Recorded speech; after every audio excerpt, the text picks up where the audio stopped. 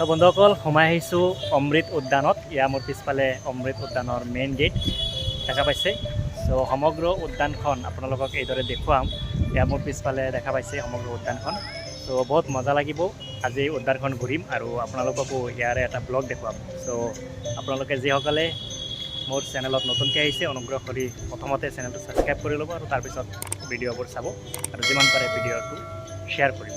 তো বলক আমি এতিয়া ভিতৰৰ ফালে যাওঁ আৰু উদ্যানখনৰ সমগ্ৰ দৃশ্যটো আপোনালোকক দেখুৱাব চেষ্টা কৰোঁ।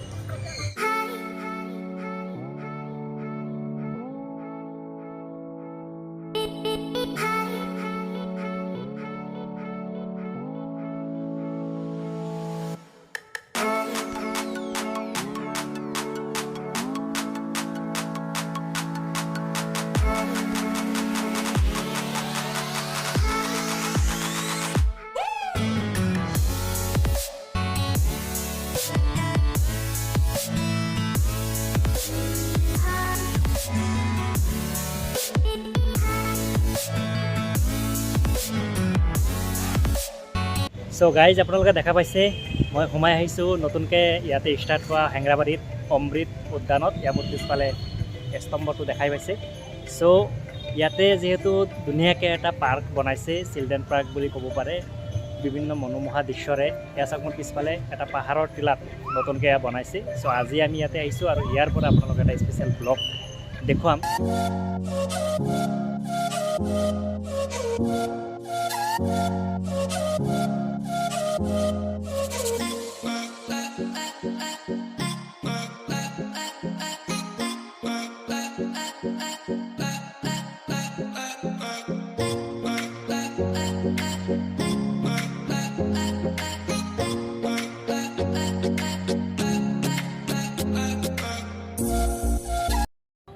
সো গাইজ ইয়া কি ধুনীয়াকৈ চিৰি বনাই থৈছে। আমি ওপৰৰ পৰা উঠি যাম, যিহেতু উদ্যানখন সম্পূৰ্ণ এটা সৰু পাহাৰৰ মাজত অৱস্থিত। সো পাহাৰত যিহেতু এনেকৈ আপুনি উঠিব লাগে। এয়া চাওক মোৰ তলফালে এনেকৈ চিৰিৰে আমি ওপৰৰ ফালে উঠি আহিলোঁ। এইফালেও বিভিন্ন ধৰণৰ চিৰিৰ নিচিনা বনাই দিয়া হৈছে। চৰৰ আগত কি আছে চাই লওঁ বলক।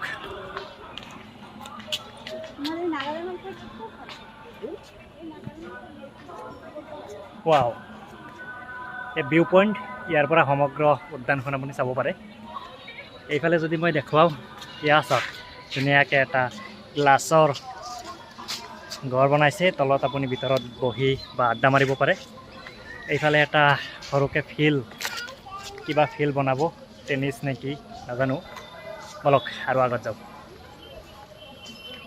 অলপমান এক্সাৰচাইজো হ'ব, কিয়নো এইদৰে খটখটি দি আপুনি ওপৰৰ ফালে উঠিব লাগিব সমগ্ৰ উদ্যানখন চাবলৈ হ'লে। বলক।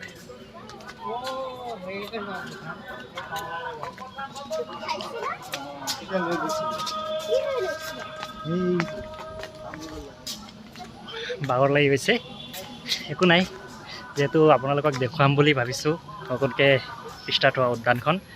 আপোনালোকে হয়তো বহুতে নাজানে এতিয়ালৈকে, এইটো হেংৰাবাৰীতে আছে। হেংৰাবাৰীত নতুনকৈ যিটো আপোনাৰ DC অফিচ হৈছে, একদম DC অফিচৰ গাতে লাগি আছে এই উদ্যানখন, সমগ্ৰ উদ্যানখন। বহুত মানুহ আহে, আজি যিহেতু ছানডে আৰু ছানডে উপলক্ষে বহুত মানুহেই আহিছে এতিয়ালৈকে আৰু আহিব হয়তো নিশ্চয়। বলক।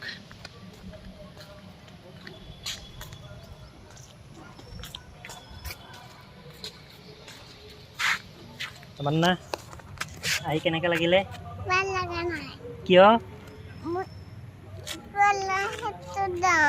কলাক্ষেত্ৰত এইটো নতুনকৈ বনাইছে, এইটো আমি চাওঁ ব'লা। ৱাও, ইয়াতে চাওক খৰুং এটা বনাই দিছে। এই খৰুংটো দি আপুনি সিফালে যাব পাৰে আৰু এইফালে চাওক কি ধুনীয়াকৈ ৰাস্তাবোৰ বনাই দিছে।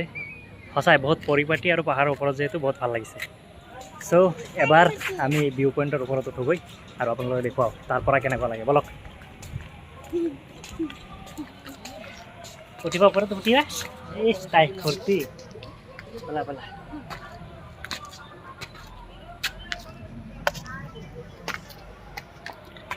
ওপৰত গৈ আছোঁ আৰু ওপৰৰ পৰা আপোনালোকক দেখুৱাম।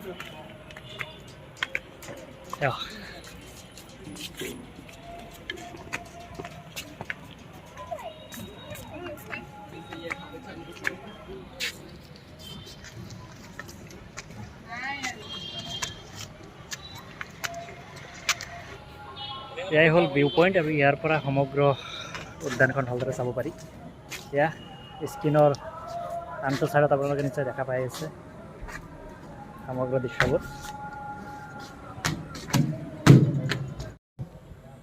চ' বন্ধুসকল, যিহেতু হেংৰাবাৰীত নতুনকৈ অমৃত উদ্যান বুলি এই উদ্যানখন স্থাপিত হৈছে আজি কিছুদিন আগতে, আৰু আজি আমি ফুৰিব আহিলোঁ। এয়া মোৰ পিছফালে আপোনালোকে স্ক্ৰীনৰ এইটো ছাইডত দেখিবলৈ পায়ে আছে উদ্যানখনৰ গোটেইখিনি দৃশ্য, যিহেতু আপোনালোকক দেখাব আহিলোঁ। চ' এটা ব্লগ আকাৰে আপোনালোকক দেখাই আছোঁ। চ' বলক আৰু কিছু দৃশ্য ইয়াৰ ভিতৰত কি আছে আৰু কেনেকুৱাকৈ আপোনালোকে ইয়াতে আহিলে এনজয় কৰিব পাৰিব, গোটেইখিনি বস্তু আপোনালোকক দেখুৱাম।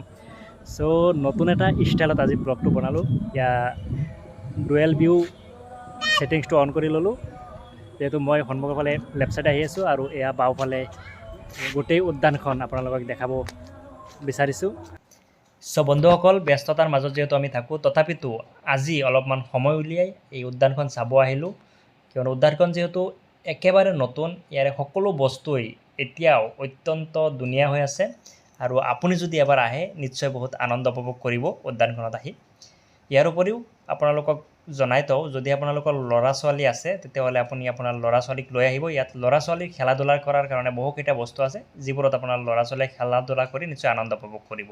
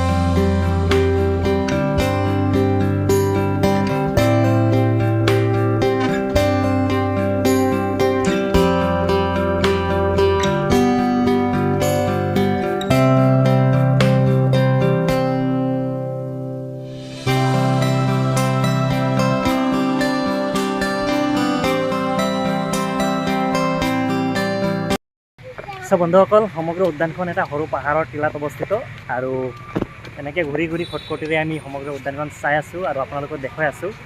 চ' বহুত মনোমোহা পৰিৱেশ হয়, ধুনীয়াকৈ বনাইছে, বহুত পৰিষ্কাৰ পৰিচ্ছন্নতাৰে এই উদ্যানখন বনাইছে। চ' আপোনালোকে যিসকলে অহা নাই নিশ্চয় আহিব, নিশ্চয় মজা পাব। এয়া চাওক, ৱাও কি এটা দৃশ্য। চ' এনেকৈ বিভিন্ন ধৰণৰ দৃশ্য ইয়াতে বনোৱা হৈছে, আৰু ইয়াতে মানুহবোৰে আহি পেলাই এনজয় কৰি আছে, ফটো লৈ আছে। চ' আপোনালোকে আহিব।